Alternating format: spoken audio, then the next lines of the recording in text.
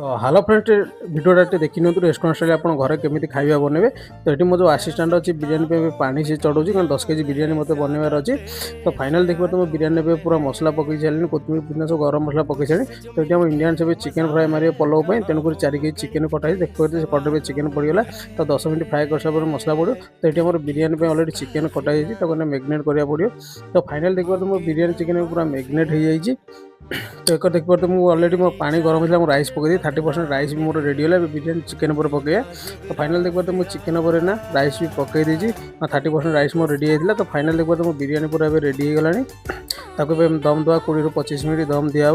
तो फाइनाल देखो तो बिरियानी पे दम देदेलु 20-25 मिनट पर बिरियानी पूरा रेडी हो।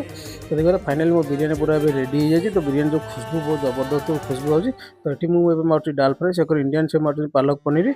तो वीडियो भल लगे गोटे लाइक गोटे कमेंट शेयर करूँ। तो एमती रेस्टोरेंट स्टाइल वीडियो नहीं आसती देखो। तो फाइनाल डाल फ्राए पूरा रेडी हो जाए। वीडियो भल लगे।